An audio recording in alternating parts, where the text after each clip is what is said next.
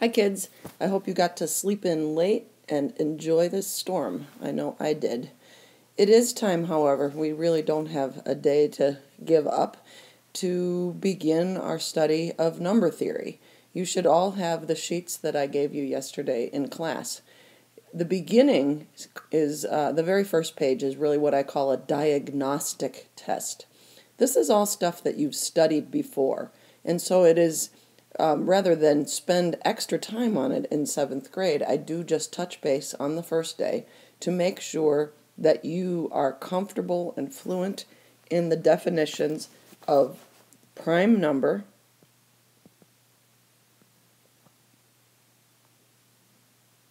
I think you know that. The only thing I will tell you, prime number, composite number,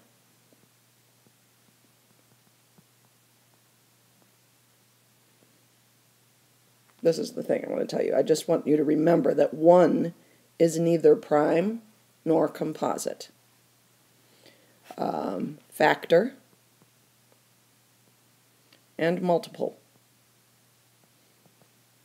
If we were in class, I would have you spend some time just doing those. The extra is relatively prime, especially if you're in math counts, you need to know what that means. And we will be talking about it. But before you even go any further, I want you to try to define those for yourself and then check them in Math on Call or some online source. When you come back and we have our next class, I will assume that when I use those words, you know what I'm talking about. The bottom of this are the divisibility rules. There are way more divisibility rules than this, but the 3 that come into play that you should definitely know are the divisibility rule for 2, and that means if it ends in an even number. I think you've known that since probably 3rd or 4th grade. 5, you know, ends in 0 or 5. 3 is like a bunch of interesting ones, where you are if the sum of the digits is divisible by 3. The number is.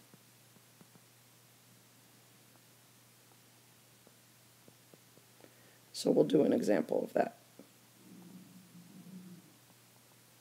Okay, so if I say 382, well, I could divide this by 3, but it's much easier to say 3 plus 8 plus 2. 11 plus 2 is 13.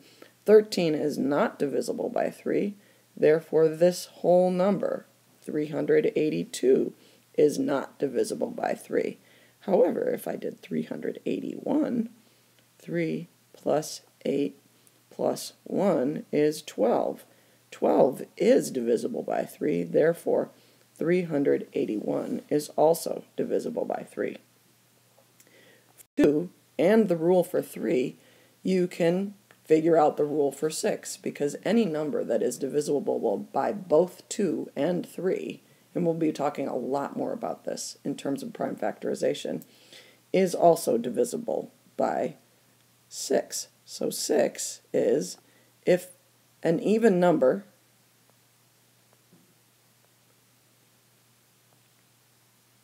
and the sum of the digits is divisible by 3.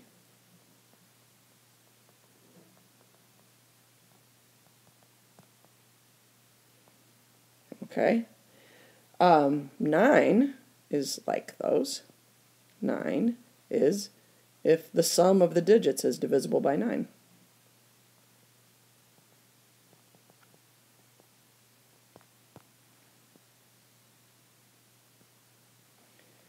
Four, I was just walking past the 5th grade classroom, and they were doing this.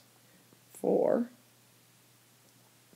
is if the last 2 digits, so this only really helps in big numbers, but it can really help when we talk about perfect squares.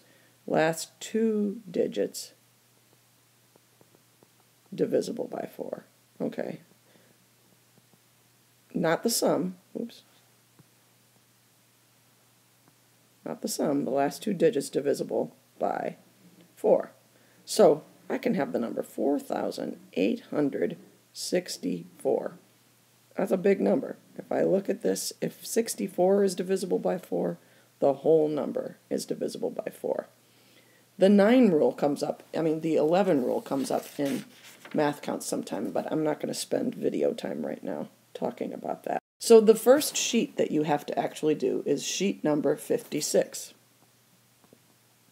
And it asks you, like the first one is, each of these numbers is divisible. Well, actually, the directions say, indicate whether each statement is true, T, or false, F, by circling the appropriate letter next to it. Write this letter in the box containing the exercise number. If the statement is false, this is the reason why I'm reading the directions, you have to explain why. So you can do the riddle just with the true and false, but you need to include why. If we look at the first one, each of these numbers is divisible by 2. We have 92, 686, 5,000, 414, and 13,316. The last digit of each of these is even, and by the way, 0 is even. Occasionally I get that question in 7th grade. And so this statement is true. Now, if there were another one in there, let's say it was 387, we would have to say false, and you would have to say because 387 is false. Again, this is just practicing this, and it's also practicing your vocabulary of, it has prime numbers, it has factors in it, and it has the idea of an odd number of factors. So let's talk about that a little bit. So this is the sheet 56 is just practicing the ideas on that diagnostic test that are on the other side. I do want to show you one thing. Well, this can lead into prime factorization.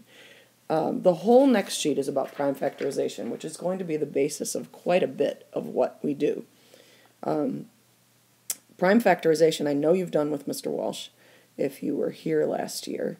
For example, if I take the number 48 and I want to find the prime factorization of it, Mr. Walsh always had you start with the smallest number and repeat that. That's fine. In his way, you would say 2 times 24. Now you know that 2 is prime, so you stop there. 24 is 2 times 12. Oops, I'm going to run out of room. 12 is 2 times 6, and 6 is 2 times 3. So the prime factorization of this is 2 times 2 times 2 times 2 times 3. We call this expanded form, or as Mr. Walsh used to say, opening the accordion.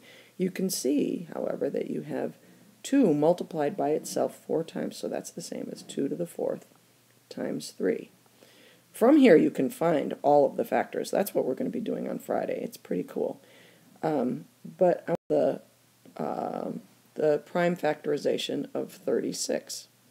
If I talk about 36, now what I like to do is just pick any 2 numbers, not necessarily starting with the smallest, and then break it down further. I often think of 36 as 6 times 6, so I have 2 squared times 3 squared. We're not going to be doing this till Friday, but you can see, I think most of you know that 36 has the factors of 1 and 36, 2 and 18, 3 and 12, and 6 and 6. So it has 1, 2, 3, 4, 5, 6, 7 factors, because 6 doesn't have a factor partner. That's because 36 is 6 squared. We'll talk about this more, but there is a question on that paper, and the idea is that anything that has an odd number of factors, it means it's a perfect square, because one of the factors doesn't have a partner. Its partner is itself. So on page 57, you need to do the prime factorization, and that's just breaking it down into any 2 two numbers and then proceeding. If you've got a pretty big number, like let's pretend that one of the problems was 360. Here's where it helps to know your divisibility rules. We didn't talk about 10, but clearly that's 36 times 10. So then we can go on from there. 6, 6, 2, 3, 2, 3, 2, 5. You got to make sure that you catch all of your primes. 1, 2, 3. So that's 2 to the third times 3 squared times 5 is the prime factorization. You might get a problem when you say, I don't know if anything goes into that. Let's say, here's one that might got. If I say 117, okay, you might say, I don't know anything that goes into 117. When that happens, well, play around with it. Add the digits. 1 plus 1 plus 7 is 9. That tells you two things. It tells you that 3 goes into it. It also tells you that 9 goes into it. So we can do either one of those. Let's do 9. 9 goes in, it goes in 1 and then 3 times. So then, and you are allowed to use calculators here. So 117, even though it looks a little hard at first, is 3 squared times 13. I think. I did that in my head. Okay. So the bottom sheet of that is something that you are also familiar with. If it says 2 times 3, this is the first one, times x, equals what? This is the accordion or expanded form. And we want it to be written in the exponential form. That's what they mean by, say, write the product. Well, 2 times 2 is 4, times 3 is 12, so this simply equals 12x. And this is called the exponential, even though the exponent is 1. All right, so let's say I have 3 times 5 times x times y. That would mean 35x squared y. And that's it. I think that's all you need to know. Your assignment, you do not have to do page 58, but you have to do the diagnostic test, those definitions, and divisibility rules. Sheets 56 and 57, not 58. Save that because I really want you to use some different ideas when I talk about that with you. Happy Snow Day!